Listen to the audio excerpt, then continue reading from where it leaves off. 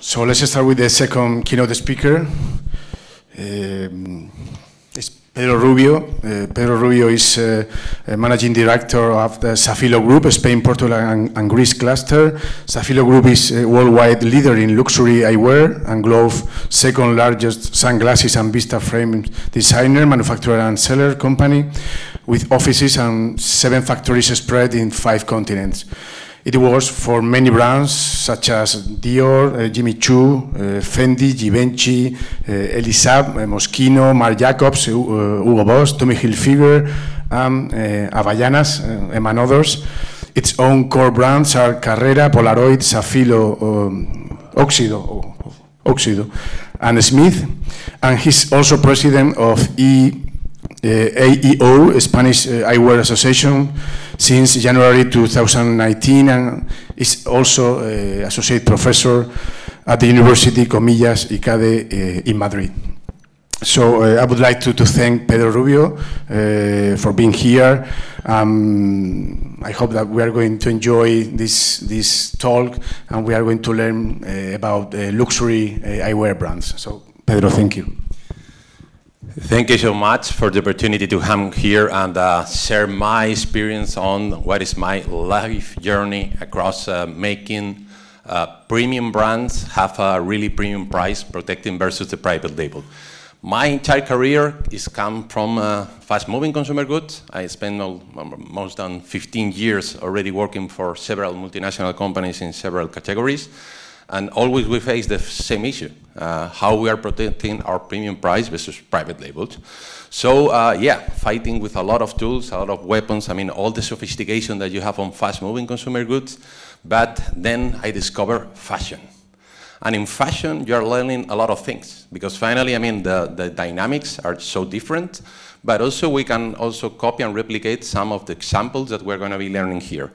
This is the top of the pyramid, but it's already the inspiration that we need to really understand how we can do better also in fast-moving consumer goods, in HoReCa, wherever the other channels, because this is the most exciting thing we're doing with consumers. So that's why I'm going to be focused on my presentation today, what I learned in these past 5 years on fashion luxury. And then, if you're okay, we can have the Q&A already trying to capture what we can learn from here to extend to another markets, okay? So let's go directly what is Safilo, and already some tips talked during the presentation. I mean, it's the second largest company in the world, but the biggest one in luxury. We are selling in more than 30 countries. I mean, we're the first one in the industry. We are having more than 80 years, and we are the starting point to become already become a multinational selling eyewear, worldwide speaking. We have 150 designers, and this is super critical. I mean, design is driving innovation, and innovation is driving growth, and innovation is driving, for sure, the premium price that the consumer is willing to really buy. So that's exactly one of the key topics that we will cover today. And then, I mean, no question, I mean, the number of customers that we are attending worldwide speaking, and the number of frames that we're doing per year. Let's go for the brands. And in the brands, this is my mess every single day. Because you can see here, my life is a little bit complicated, because I have a lot of brands, but most important, some of them are licensed brands. So I work for another companies, and I'm just doing the eyewear. So I have to give a lot of value why somebody as Dior is already having another supplier to make just the eyewear, because it's not the usual thing when you are a fashion luxury brand. And then I'm doing the full thing, the 360, with the encore brands, with my brands, because nobody's helping me on do the brand building on Carrera, on Polaroid, Safilo, and Smith. But yes, this is the full thing that I'm really managing every single day. And I would say, to understand how complicated it is, this is the market segment opportunities. This is how the consumer is really putting the brands into their mindset. They're starting with what is the price that you have on the left axis. So we're starting by 30 euros, even 20 in some markets, which you can buy a piece of eyewear. But then you can go up to 600. And the question is, if you are having something that is already giving the same value, why to pay that amount of money? Because it's not the same value. That's what we want to discover today. How we are bringing value to the final consumer, to have people that is already buying this atelier, this fashion luxury, because the consumer expectation that you are seeing on the bottom axis is from essential, that is the trade brands, that is the private label, going to be different. And this is a personal thing. If you want to come out to the street and say, you know what, I'm different versus the others, I want to buy this kind of luxury and I'm prepared to pay more, if you are giving me the right value. And let's understand how we're giving the right value to really start paying these kind of prices, because the consumer expectation is quite different versus just paying for a trade brand, okay? Also in my new life, I used to be in fast-moving consumer world, as I told you, and I want to be everywhere, gaining distribution. Here is a question on being in the right places. So you are seeing also on the distribution that in the trade brands, in the fast fashion, with Polaroid, with Swatch, with Havaianas, we want to be also everywhere, we want to be massive, but when we're going to the atelier and the fashion luxury, less is more. And coming from fast moving, I can tell you that was a kind of rock and roll at the starting point. Okay, right now I'm getting super used. I mean, you are allowed or not to sell my brand because you are really selling properly or not, you're really building the brand. Because building the brand in the POS is making the difference. If you're not building the brand also in the last mile with the consumer in the point of sales, you are really losing the consumer experience about buying luxury. So that's why it's super important to have the 3 axes already in mind. Okay, what is the price? What is the consumer expectation? And what is already the distribution that you have already protecting that price and that brand image? Okay, so going further, yeah, we can grow also on the upper part of the prices. Here, you're not almost seeing the numbers, but is the prices between 2010 and 2016, and what is the growth per price segment, okay? So you are seeing here that the only segments that are growing are the bottom ones, so fast moving. I mean, they're growing, the faster growing. It's happening in every single category, in every single market, but also we are growing in the upper part. Also, we are growing in the fashion luxury. What is suffering is the middle. So in the middle, that is the biggest part of the market. I mean, you have to defend on a value that is not really so easy to defend, because you have a lot of fast fashion brands, low price with high rotation, a la Zara, same thing that we have already in fashion, also coming to eyewear, but we are able to protect the upper part. We are able to protect the things that are really making the difference with the final consumer, because consumers are willing to pay more if you deliver more value. And this is the clue. If you don't deliver more value, why I'm paying you more? But if you are giving me right emotional and functional value, the two together, I'm able to pay more, and I'm even able to really grow on market share. So understanding that we are growing on market share, and the market leader is Safilo, how Safilo is driving this? Let's try to discover, okay? So this is my portfolio of Safilo Lux brands. So we're starting with Elisa, Dior, Fendi, Givenchy, Jimmy Choo, Moschino, Marc Jacobs. And this is the kind of partnership that we're trying to help the category grow. So if I'm growing with one brand, I'm not doing my job. I had to grow the full category, because it's the only way to really make this sustainable. How I'm doing this? With my capabilities. What are the Safilo capabilities? No question, that is the know-how. I'm 80 years old, not my health, but my company. So I mean, that's a starting point that is making you have a heritage on how to do luxury eyewear pieces manually. We have 4 plants in Italy, and you can understand that the cost in Italy on the human labor is not it's not the easiest one in the world, but to do sophisticated luxury eyewear, you have the best people already there. So this is a kind of piece of art that you have because you have the know-how. This is the know-how that is bringing continued innovation. I have 2 headaches per year, that it's spring, summer, and fall, winter. So when you're on fast moving, you're already betting, I don't know, from 3% to 7% on the innovation. But 90%, even 95%, is current business. Here, I'm changing my full assortment 50% every 6 months. Every 6 months, I'm changing the 50% of my assortment. And you will say, okay, fine, our frames, right? I mean, it's not sophisticated. To give you an example, a company as Heineken is having around 400 SKUs. A company as L'Oreal is having 2,000 SKUs. I'm having 16,000 SKUs. And I'm changing around 4,500 every single 6 months.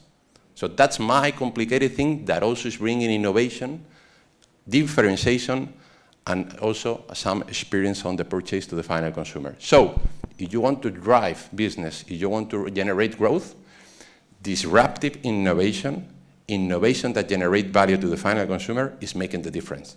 Is more complicated? Yes. Is bringing more value? Also. So you have to balance the two together to understand how to do this, mainly on the fashion and luxury brand. That is the segment that is driving the full category. Because you are starting with the fashion luxury, and then it's going down with the other segments across the consumer. So you are leading the growth with the fashion luxury, not only for the fashion luxury, because in 2 years' time, for sure, what happened on fast fashion is going to be happening also on what you capture on the fashion luxury brands, okay? And this is the capabilities that really Safilo is bringing to the market, understanding what is their DNA.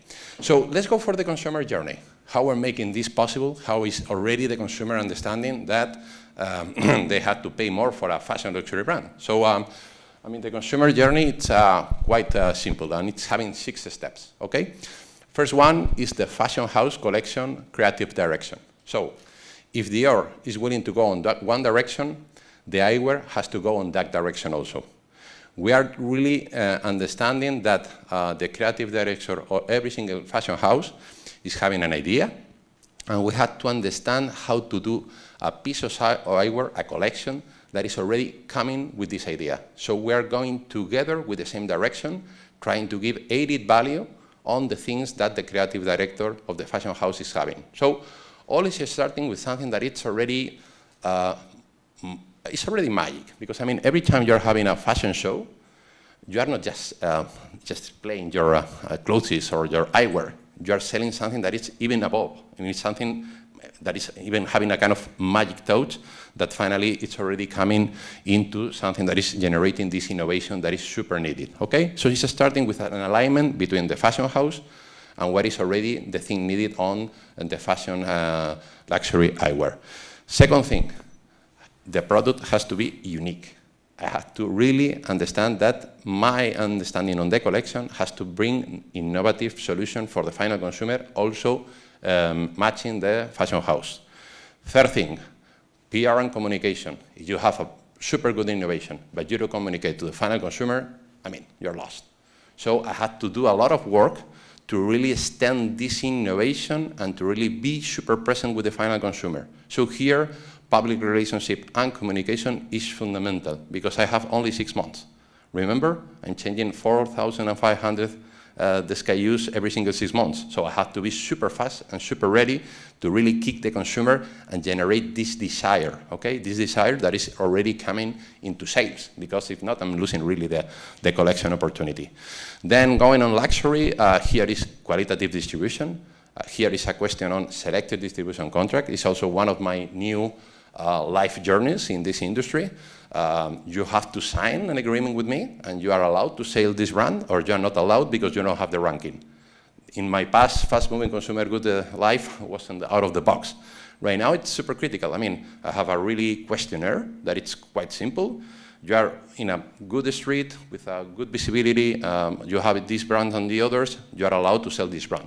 If you are not really having this ranking, you are not allowed. As simple as that. Why? Because it's fundamental. If you don't deliver value in every single touch point with the final consumer, you are dead, because you're not protecting the premium price. So this is super important to protect for the long-term sustainability of the fashion luxury segment. Then no question that the POS is the fundamental on the visibility, outside and inside. You have to create a luxury atmosphere that in my world is more difficult than in the fashion houses one. Because when you're going to a Dior boutique, all the boutique is Dior. When you're buying eyewear, you have a lot of brands and you have a corner that is on luxury, but it's more difficult than just selling in a luxury environment. So that's why it's super important, the last point, that is the sales staff training, to train properly the people in the POS, not to sell just a piece of eyewear, just to sell a piece of art. And this is really making the difference. If you are coming to sell a piece of art, you are ready to buy with a higher pricing. If you just sell eyewear, yeah, it's not the same thing. So that's super important for us to really cover one-on-one all the others. So we will see some examples of the 6 steps, and let's start with something on Dior that we created together. We have a guideline that it's, I want to have something that is coming from the sky. So all the collection is going to be coming from the roof, coming up, then going down just to see the final fashion show, coming all the pieces, all the clothes from the sky. So also a garden is going to come from the sky and from the roof to the top. So you had to do a piece of eyewear that is capturing that opportunity and that idea. Easy, right? We make it happen. And let me explain you why. You will see what was the really campaign on Dior, coming from the roof, from the sky to the... You are seeing on the plants on the roof?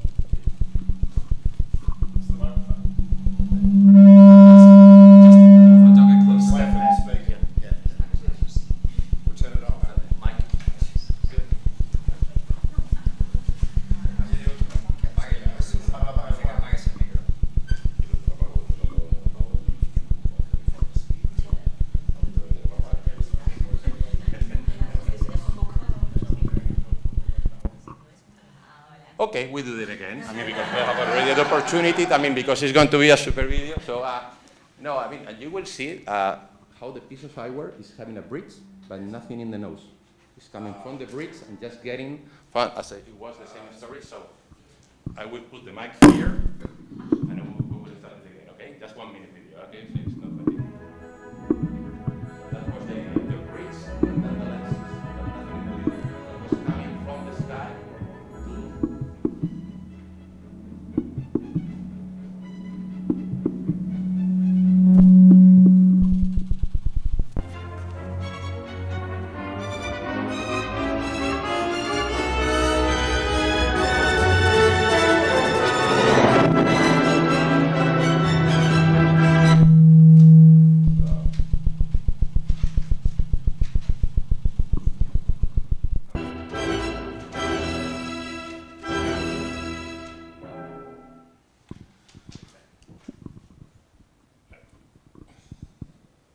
Okay, again. Okay, well, the idea is more or less well represented, okay? That's exactly what is the really challenge that we have in every single collection. We have the creative director of the company, we have our creative also designers, and we have to understand how we're really matching the idea of the fashion house also into eyewear. This is Dior So Real, and we will cover by the end of the presentation what's the best launch in the last 2 decades. Because was having something totally different, was super supported by the fashion house, and really making a disruptive innovation, just starting with that idea. But we'll cover later, because I mean the Dior So Real launch was, as I told you, I mean the best one in the last 2 decades, okay? Capturing this area. Let's go for the unique product. For us, it's super important that every single partner is understanding what is the difference to work with Safilo and versus the others. Why? Because we are giving personality to every single collection. This is super important. If we have a Dior So Real that is working super well, and you're seeing Dior So Real, Givenchy So Real, you're seeing Jimmy Choo So Real, and also Real, we are not really bringing value. Value is super important to protect it in a proper and sustainable way. If you just copy and replicate, you are really killing the fashion luxury brand. So that's why it's super important that you are really understanding what is already the mood of Dior, and you are seeing some pieces on different collections, but you are seeing a spirit, you are seeing a DNA. You are seeing Jimmy Choo, and if you're a fan of their shoes, I will look for the ladies. I mean, you are seeing also on the eyewear that the matching is clear and already capturing the DNA the fashion house.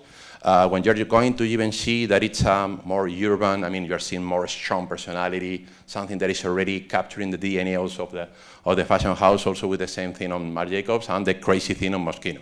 That is the craziest brand that we have on luxury. Okay, so it's super important that the innovative story that you have with the fashion house is having their own personality. If you are copying and replicating between one and the other, you are really losing something that is super important. Differentiated brand superior design with our own craftsmanship identity. If you are not really capturing this, if you are not really respecting this, you can be selling a lot one year, but you are dead in the coming ones. So that's super important to really understand that unique product is making the difference, okay? So then you just capture with this unique product, as I told you, the values. Here are some examples about Dior, that it's exceptional knowledge about haute couture, reference in fashion, on trends, I mean, creative in shapes, quality, I mean, elegant women, sophisticated, seductive with their own style. These words are making the difference. If you're understanding properly these words, you're not designing properly what is already fitting the full essence of the brand and of the collection that you're going to be deciding. Then you have one example of one of the structures on the category. So you have already to decide what are the pieces that are already matching the single touch points with the final consumer in terms of some pricing and on quality. So you have a collection that is having a structure that has to be delivering the proper value to the final consumer in every single release. This is happening every single 6 months. Every single 6 months, you have to really reinvent yourself and do something different with the same DNA, but also capturing a kind of innovative solution to the final consumer. Okay, and going further. Then, I mean, you have already what happened with the fashion house. You have already what happened with the communication that you are doing also on the fashion show. You are really co-creating and designing together unique product and unique collection. But if you don't communicate with the final consumer, fine, but nobody's really going to buy you. So that's why it's super important, the PR and communication. And here it's super important, the seeding, how we're putting the pieces of eyewear into the celebrities and influencers, the editorials, how the magazines and the key opinion leaders are really understanding that your product it's already okay, and the one that it's already giving the right value, and then the out of home. What are the communication that you're doing with the final consumer? Here are some of the seeding that we're used to do in Safilo. I would say one of the key, you're telling me what are the 2 things that you're doing better than the others. First one, product and design. Second one, PR and communication. This is our really values above the others because we're doing better than our competition. And this is a kind of a key successful story about Safilo. So here you have set examples, and you will see, I mean, it's not for me, but finally after 1 year, 6 months, or whatever it is, you're thinking that you're really missing something on this. This is how the fashion is working. So, I mean, it's, you're seeing something that today you're not seeing that it's super trendy for you, but in 6 months' time you will see all the others because they're seeing all of this, and you're needing this kind of shoes, this kind of shirt, I mean, whatever it is. So this is how we are really creating fashion, because these guys are the prescriptors, these ladies are the prescriptors on the things that are happening with the final consumer. For us, the super important thing is the DMR, and this is the number of times and the value that you are getting with the magazines without paying or paying, no matter. I mean, you are seeing here what it's on red, that is the brands that are paying to be in the magazines, and then you have on the right side, on black, what is the editorial value that you are capturing, no matter if you're paying or not. And the most important thing is to have the higher editorial value with the less investment. Why? Because your pieces are superior, because your PR and communication are superior, because the editorials and the magazines wanted to have your pieces already in the magazines. So this is giving you a kind of insight if your innovative pieces are already meeting the expectations or are not working properly, okay? Okay, so we just covered what happened with the collection and the creative direction, with the product, with the PR and communication. Let's go for the POS and the POS visibility, okay? No question that we have to do a ranking to understand what are the chosen partners that are going to be selling our pieces of eyewear. And yeah, super important, the POS visibility. How we are really doing the things in the POS. And it's starting outside. We're doing a lot of investment out of the opticians, because it's also generating some traffic inside the optician. So one of the best things that we have is that it's not just selling outside the optician. Also because we are selling inside the optician, we can do these things also to really generate demand and generate traffic inside the POS. This is a kind of example of Givenchy on Fendi. Here are some examples on Jimmy Choo, Dior, also Fendi and Dior. So this is the kind of examples that are already creating traffic into the POS, because then going into the POS is super important, because you're selling a lot of brands together, not just luxury, to create some universe, some spaces to sell properly the luxury. So here you have some communications on the brands, on Dior, on Fendi, and Jimmy Choo. Here also, you will have also, if it's going properly, let's see again. Okay. Also some things that customers are doing. It's not Safilo that is doing this, but also some customers are just displaying all the brands on the luxury together, creating some simple communication, but are really showing that the sellout in this customer has multiplied by 5. Because it's a question that when you are in the universe, you are really able to buy more these kind of pieces of eyewear. Because if you are picking from here and there, you are losing the full experience. If you are really trying one on the other, you're buying more, and you're buying much more satisfied, because you are really trying the full thing together. The story is as simple as the one on the left. Is also one customer that it's already putting flowers. You think in flowers as important to sell eyewear? A lot. What are the flowers doing? Smells. So you are creating an atmosphere. And creating an atmosphere in luxury is everything. So if you're going to an optician, you're smelling kind of well, you're seeing flowers, some pieces of eyewear, and then you have a kind of good display, and somebody that is selling you the pieces properly, you're going to buy with a big smile. That's the question that you want to really capture when you're getting into luxury, okay? So, yeah, that's what happened in the POS, but the most important thing is the last mile. What happened with the people that is in the POS? What is happening with the sales staff that is already in the POS? For us, a super important thing is training the people. If you don't train the people, they are not really able to sell with added value. But when you're training the people, you have already the possibility to really create this environment with the final consumer, so the final consumer is able to really buy with this smile. That is the purpose that we're really having. And this is super important on the knowledge of the collection, but it's also super important on how to differentiate the pieces in the POS. Here you're seeing an example. There is a tray. If you're putting the pieces without the tray, you're losing qualitative approach to the final consumer. And also super important not to be a bazaar. If you're putting 6 pieces here, you're losing everything. You're pushing 2, I mean, it's already fine. Okay, this one is not for me. You take it out. But don't let the pieces on the tray, because when you're having 6 pieces, you're missing everything. So this is super important also to understand how we're doing the things and make it happen. So what are the 6 steps that we're really challenging the people in the POS. First of all, propose one model each time. All the funded by the terminals. It's super important to treat the product properly. If you are not treating the product properly, I mean, you can be selling something that is luxury. So you have to touch just with 2 fingers by the end of the piece. So giving all the protagonism to the piece. Sustain the model upfront with a white background, contribute value to each model, transforming features into benefit, sell the conceptual selling to the final consumer, place the different models on a tray. So this is a question on really displaying the product properly. Only 2 models, as I told you, every time you are proposing something to the final consumer. So if they want to see more, fine, but start to exclude, okay? And you just really present the product with the right visibility and the right really attention for the final consumer. And also, if possible, always propose a full-length mirror, so you can have the full body view. So you're looking to yourself, and you know it, I deserve it.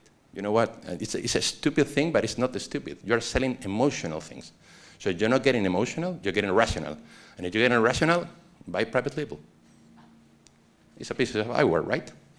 So that's why it's super important, the selling ceremony. If you are losing the selling ceremony, you are losing the attention to details, you are about to sell lower prices. And it's fine, but you don't need that sophisticated story. You don't need that fashion house. You don't need all the PR and communication. So that's why it's super important that you understand what are the clues that a final consumer is really understanding to have this final value. Okay? So that's the full cycle to sell luxury. We will see a couple of examples, okay, of what it's the first atelier brand that came into eyewear. And I started with Safilo a couple of years ago, and then we will conclude with the biggest and best launch ever in luxury eyewear in the last 2 decades, but I would say in the history. But we will see with some opportunities. The brand is Elisab. I don't know how many of you knew Elisab, but if you are chosen by Elisab to go to the Oscar with one of the dresses, you're going to be capturing all the attention of the magazines. You don't choose Elisab. Elisab is choosing you. As simple as that. So I'm dressed on Elisab, so you get all the pictures. I'm not dressed on Elisab, fine, you're one of the others. So that's exactly what Elisab is already doing with this at Couture. This is a guy that it's a Lebanese one. He's a designer that it's just making at Couture. And I mean, he's really doing pieces of art. He's not just doing dresses. He's already doing something that is above fashion, okay? He's a kind of guy that is doing elegance, sophistication, fashion, romantic, purity, confidence, high-end, feminine. This is uniqueness. This is the kind of value, this is the kind of dresses that Elisab is already doing. So when you have this guy already, the challenge is how I'm doing this also on eyewear. Because, I mean, we have to really understand how to do it properly, really capturing the brand DNA. So this is a kind of thing that it's already understanding how we are coming into eyewear, because you're starting with the fashion show and the dresses. Normally, then you jump into bridal. I mean, doing things for people that it's getting married, shoes, bags, jewelry, perfumes, curbs, and then you end in eyewear. Why in eyewear? Because in eyewear, you're selling in a wholesale store.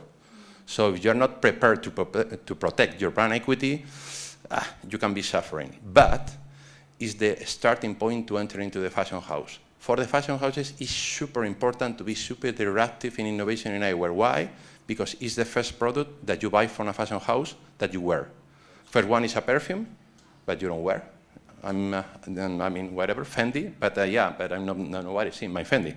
If I'm putting sunglasses of Fendi, everybody's seeing that I'm having a Fendi. So the starting point to get into the fashion house, and especially for the young consumers, is always eyewear. So you are ending on eyewear, but it's the most democratic and the most wide opportunity to capture for a fashion house the final consumer. So that's why we started with Elisab a couple of years ago, okay? And we'll see in a second.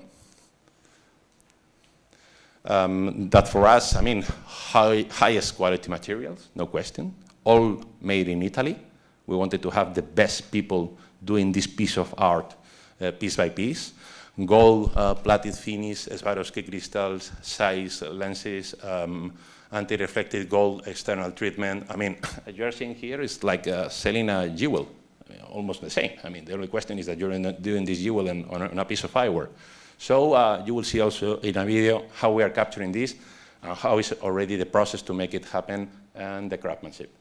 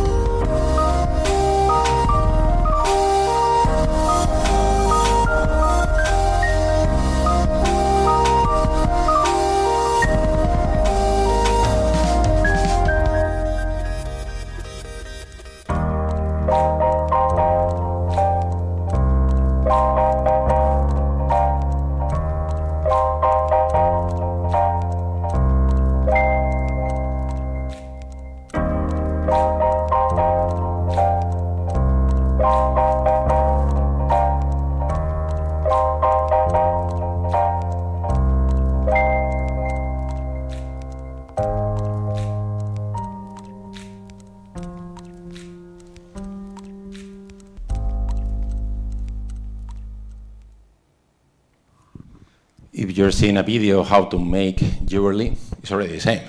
Same materials, same processes. The only thing that here, it's something that you put on your face. You have to take it for some hours, and it's a little bit more complicated. But finally, the same process. I mean, it's already capturing the same story behind to make this piece of eyewear. And yeah, I mean, this is the kind of thing that you are really telling to your customer, that are finally given to the final consumer, all the qualitative, rational details behind the price, okay? Because, I mean, fine that you are Elisa, but also you have to support what is already capturing the price that you are really telling to the final consumer. To give you one example, I mean, the normal prices on Elisa are between 600 and 800, but we have some pieces, special ones, that we are selling close to 6,000 euros, and we are selling that pieces. Why? Because people are buying Elisab designs, and I mean, the dress of Elisab is up to, I don't know, 30,000. So when you're buying a 30,000 dress, I mean, for us, 6,000 on a piece of eyewear is not that much, right? So the question is, we want to sell a lot of Elisab? No. The question is, if we're building this with Elisab, we're building a higher also story for Dior. We are raising the bar for the other brands, and then it's coming to the lower part of the portfolio. Is the only way to generate superior growth with already sustainable innovation that is bringing value to the consumer. So it's not just for Elisab, it's for the full category. We have a responsibility, and we know that, and we're proud to do it. Okay, but it's a question on, this is a time-consuming story that is already increasing the competitiveness between our designers. Because when somebody of Elisab is doing these pieces, oh, the other designers are getting a little bit wow. So that's also something that is helping my innovation, because my designers never design two brands on luxury. They are competing each other, and this is a super important thing. Don't copy and replicate, capture yourself, capture your DNA, and it's a question on how you're doing this successful for the long-term sustainability, okay? Then the full materials about the brand, all has to be luxury, as I told you. I mean, if you're not selling properly on the POS, you're losing the final part of the story. And the last thing that I want to share with you is the example that I told you on So Real, because, I mean, no question that when you're selling another people's brand, I mean, the most important thing that you have to give to them is the product. I mean, you're not really delivering super disruptive innovation. I mean, you're really losing the essence of what is your value to a fashion house. So for us, no question that the product is at the heart of all we do. That's the starting point of everything. So we will see the example, as I told you, of the most successful innovative disruption eyewear in the last 2 decades. And this is the piece. It was coming from idea, I want to come from the sky to the earth. I want to come to the roof, to the people that is already in the fashion house show. And we decided to go for a bridge that is not having any touch point with the nose. And that was the starting point of the eyewear. Also with a lens that is having 2 colors, and from inside you're seeing the same lens, but outside you're seeing the 2 differentiations. It's a reinterpretation of the Panto shape, and we managed to do it in a total different way as normally was done in the category. It's having a futuristic look, okay? It's a manifest of modernity, architecture in miniature, 2 tones in the crystal lens, Italian artisans making, I mean, the most complicated thing that you can do in eyewear, and was really revolutionary process of creativity and producing a really innovative technique, okay? We started with 1 model, was a big success. I was having, I mean, in my old times of fast-moving consumer goods, I never had somebody queuing, trying to make more orders. Somebody queuing to make more orders. So I had to decide, because I had just 6 months, I have a production, and I have 10 times orders versus the product availability. 10 times, worldwide speaking. So marketing of scarcity is becoming super nice. You had to decide how to sell less to sell more in the future. So coming from fast moving, I can tell you was a kind of, was a big shock to me. But finally, when you're selling less, you're selling more. And this is how you're really driving marketing of scarcity with this kind of phenomenon. I had this headache for 3 years. 3 years having less production than the orders that I was having from my customer. People was traveling 500 kilometers to get one piece of this because it was out of stock. And was fine because we were creating a lot of buzz in the social media. We were creating a lot of attention to the fashion house. Dior was super excited because it's not just about selling eyewear, it was about the desire of the brand. That was exactly what happened with this model in the last couple of years. We were creating, as you are seeing, different innovation among the years with the different collections. And yeah, I mean, the stories that was super successful.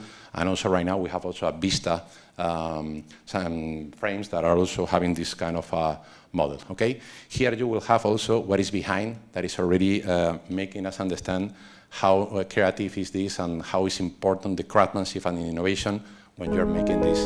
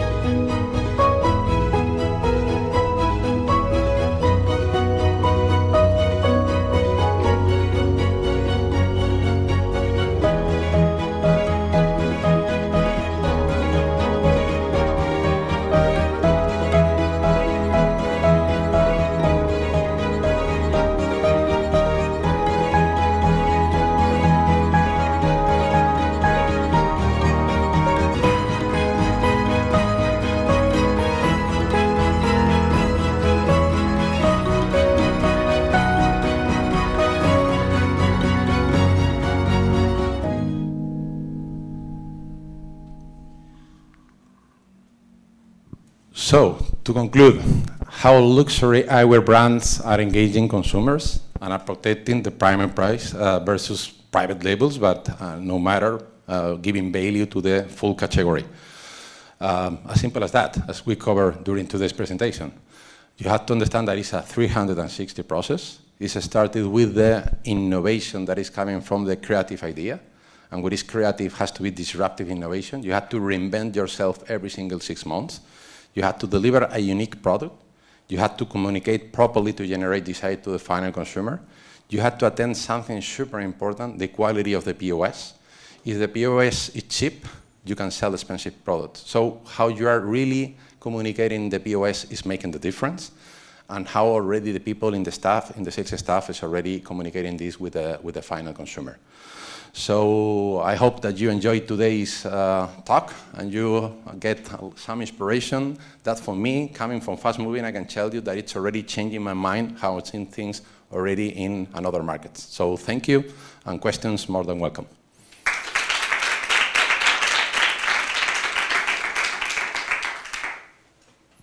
Yes.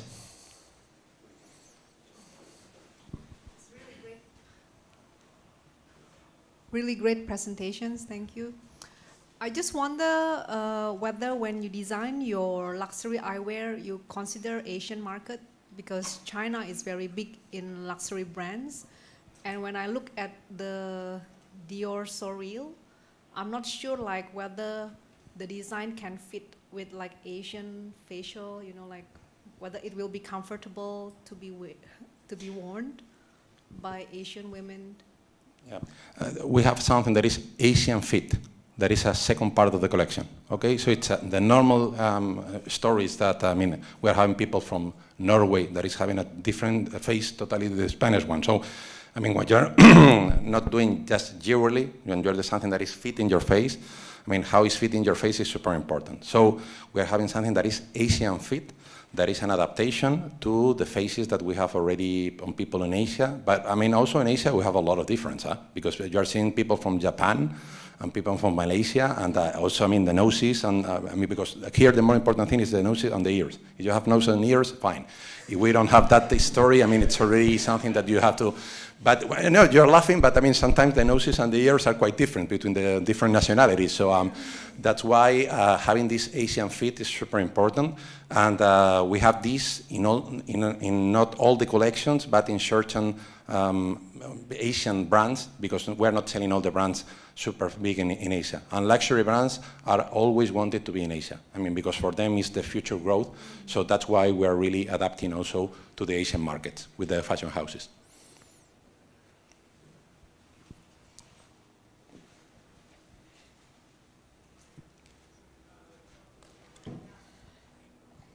Thank you very much for your presentation. It was really very interesting, also because part of the marketing literature talks about value co-creation, and it looks like you're doing quite a bit of that in practice, really.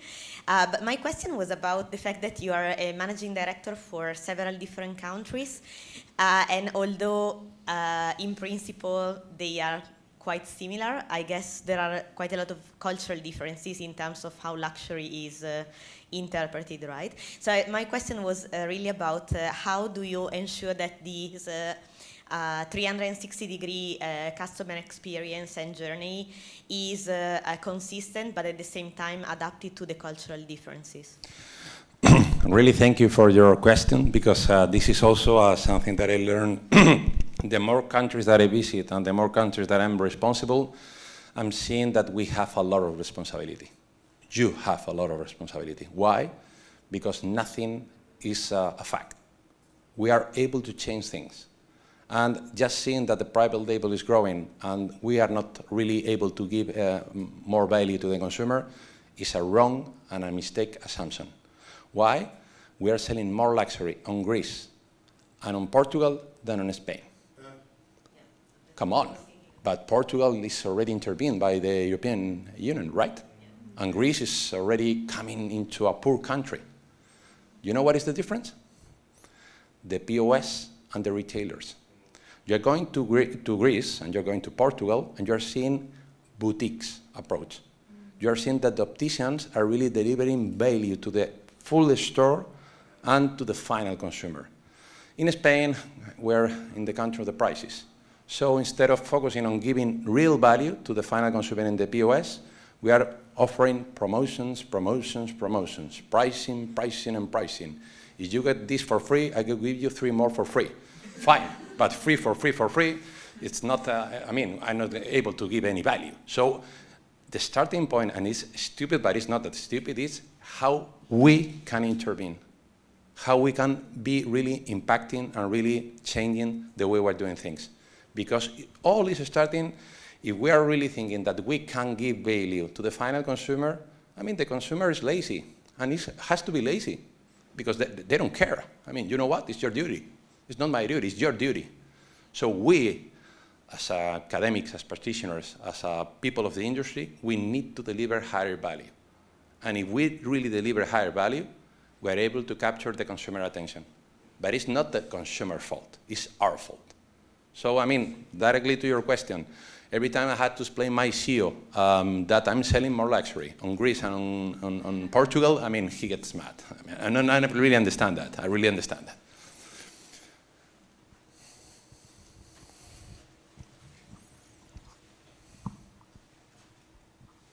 So I noticed in your diagram of the brands that you represent, you've got Marc Jacobs and you've got like Marc by Marc Jacobs. How do you work on creating that differentiation between the tiers? Well, right now all the fashion houses want to be present across the consumer. So it's not just only on Marc Jacobs. We have also Boss, and we're also selling Hugo, okay? That it's already the sub-brand. Right now also on Tommy Hilfiger, that is a fashion house that is booming. Right now they're launching Tommy Jeans, that is also a sub-brand that is already capturing more consumers. The question is that you have to have a differentiation on the product. If you are not able to protect the premium price because you don't have a rational reason behind, you are losing already the equity. So it's having two things. First of all, the product has to deliver a credibility on why the price is different. And second thing, also in the communication. I mean, when you're going to the, on Boss, on Marc Jacobs, you're doing a more qualitative approach, so the brand values are another thing. When you're going to the second-tier brand, it's more young, fresh, and it's delivering the same value. But, I mean, the true story behind is that you have to deliver a better product in the upper part. If the product is already the same, I mean, you are killing the brand. If you have already a sustainable identity that is already explaining why one brand and the other is having different pricing, I mean, it's a question on explaining to the final consumer. You want to buy something that is on titanium, or you want to buy some metal?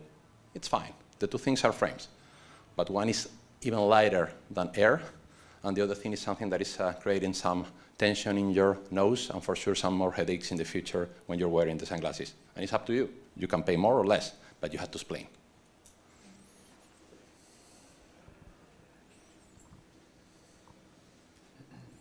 Regarding not the last question, but before, you were asked about different culture and different countries.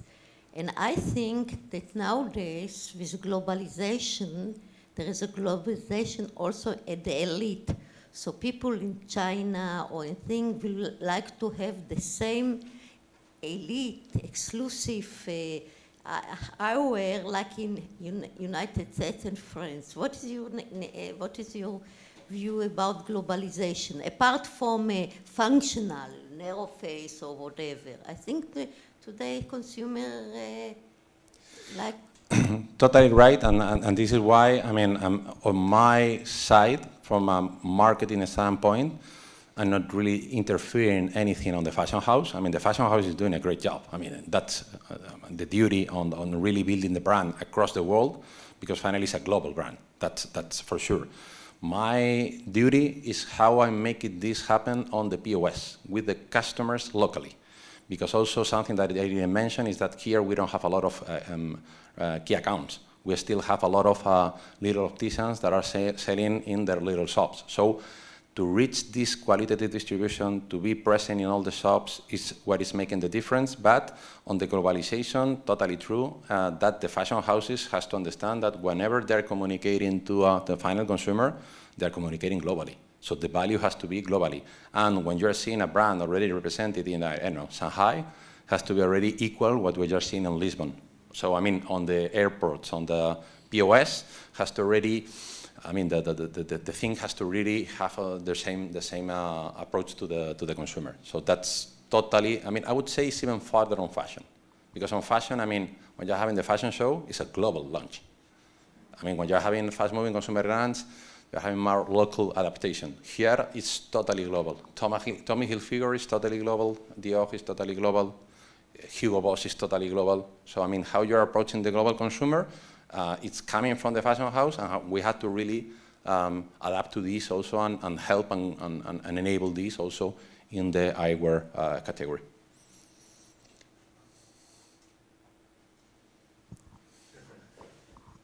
So thank you very much. It's made me think a lot.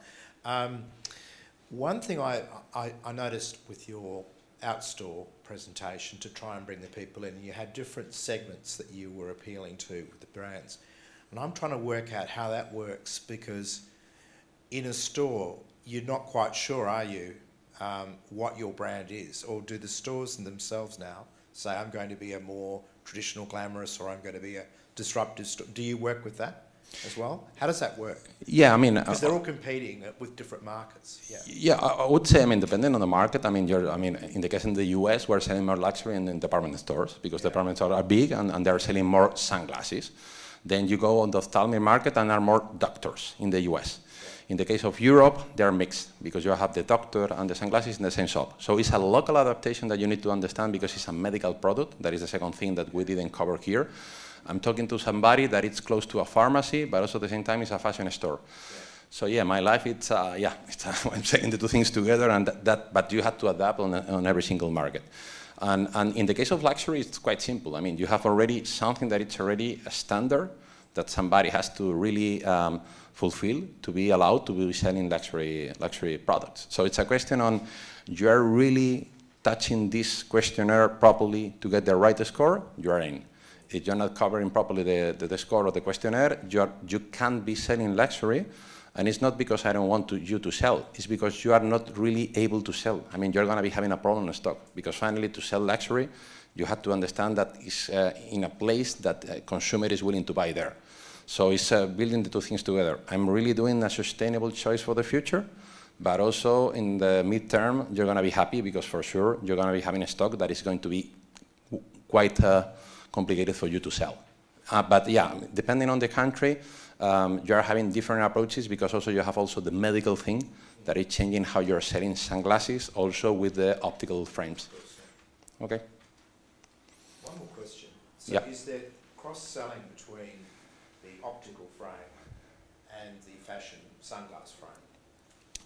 Well, the story is that I think we can do more as a sector. As I have already captured in my presentation, I became president of the association during this year, and I have a lot of things right now on my table, but why I accept that? Because coming from fast moving, we're having more a category management approach.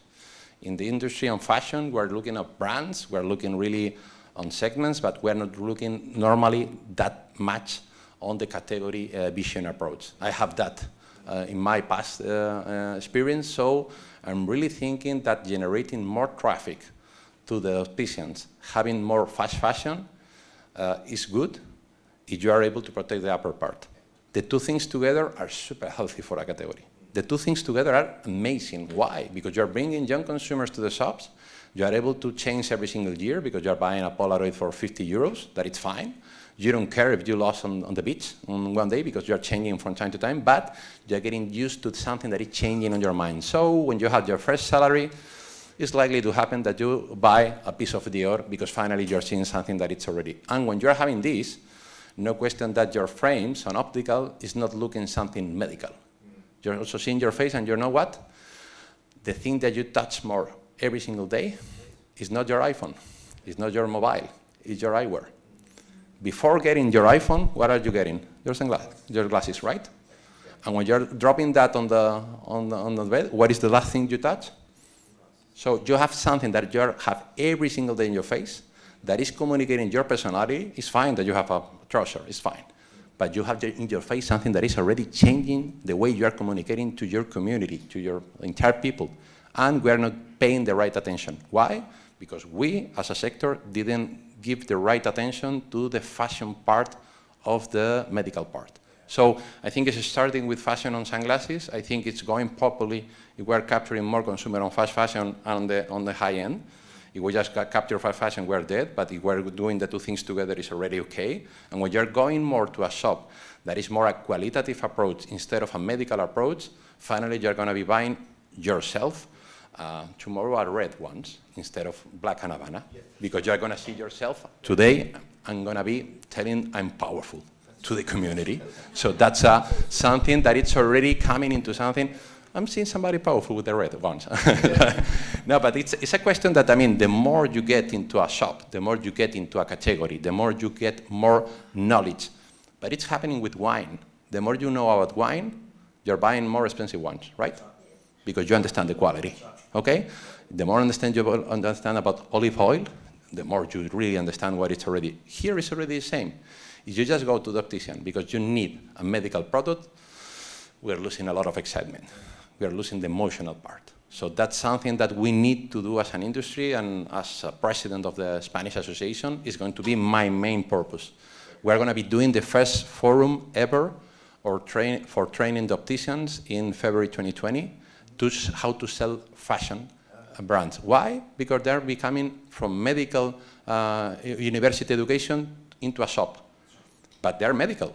They're not having any really differentiation on the way they're really selling to a final consumer. Nobody's training them. But then we're blaming on them because they're not giving any added value. This is my responsibility. This is the sector responsibility. So that's why we are going to be doing for free for our customers a training in February to help them to sell fashion. I have one example that is, I don't know how many of you know the Basque Culinary Center.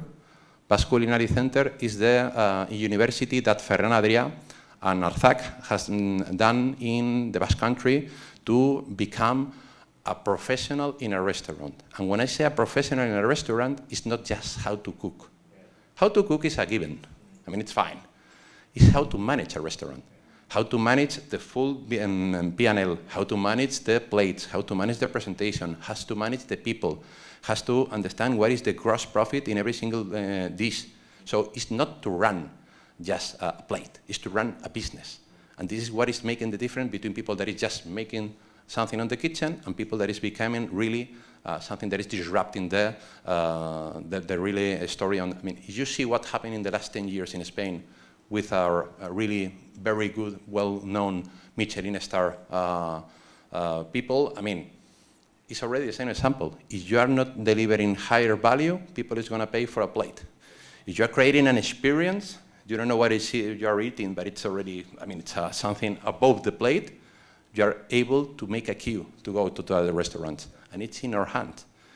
15 years ago, you just tell me that you are going to be having this in Spain, and you were kidding. Right now we're having people flying from the US, getting into San Sebastian, eating in the Basque Culinary Center, and then going to Paris. The only stop that they're doing in Spain. Wow. Because they are foodies. Why? Because we captured that higher value. So nothing is given, nothing is a fact. We, you, ourselves, all the academics, the researchers, the people that are in the study, we need to deliver higher value to the consumer. If we concentrate ourselves on price and promotions, fine. All of us are not really worthy. Fine, let's give one for free and then 3 more. Okay? I hope it's not too much.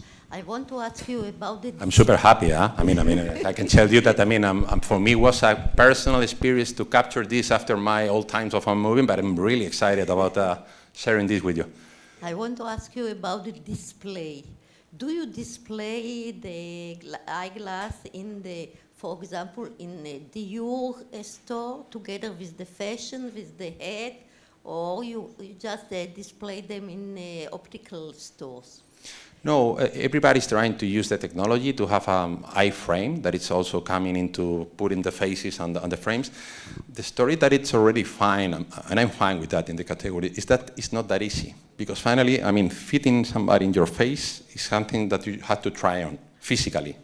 So that's why we have already, I mean, a lot of brand implementation in the POS, but then you have to personally try. I mean, but why not do it at the Dior store together to get the total look of Dior together, like you have the hat, you have the shoe? No, we're selling also into the boutiques. They're selling also in the boutiques. No, I mean, no, I didn't capture, sorry. Okay. No, I mean, we are really also shipping to them.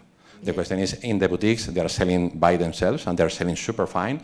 Also, they're doing more the cross-selling. So answering to your question. They are selling the full thing, and in the last thing on the cashier, they're saying, you know what? We have a Dior so real that is really matching your outfit. And when you're buying something on Dior, less than, I don't know want to say the figure, but I mean, finally a Dior so real is nothing. So I mean, it's the last candy that you are really buying. So for them, it's becoming super important. That's something that is really right now getting even more attention from the fashion house. Because whatever you are wearing, it's fine. The thing that you are communicating the most and most innovative is eyewear. So it's not just what you sell, it's what you communicate to the others and how your brand is becoming younger and more innovative. Yeah. Okay, that's what I mean. Thank you.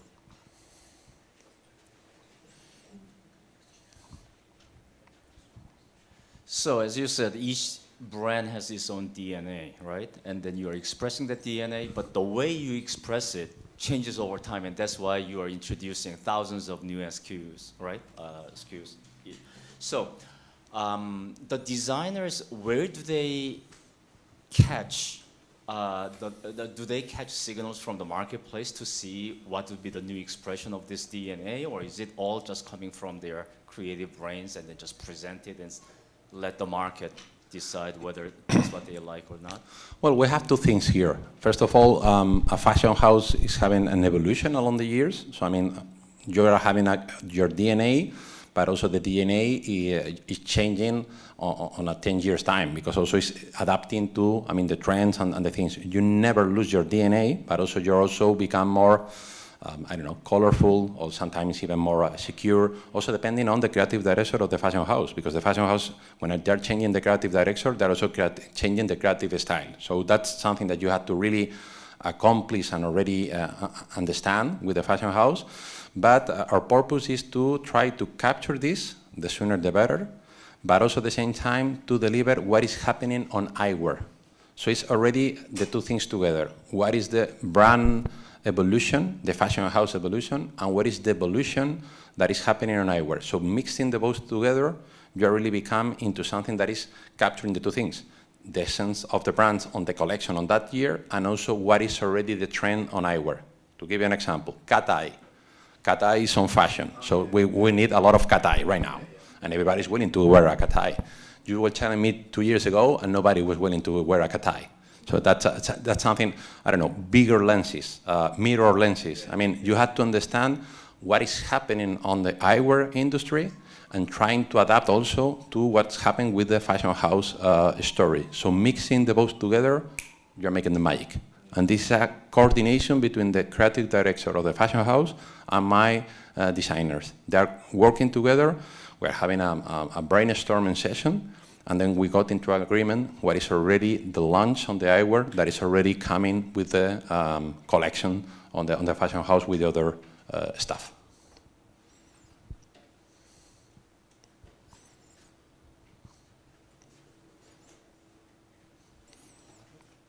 That's okay. So thank you so much. Thank you so much, and really a pleasure to be with you today. Okay? Thank you.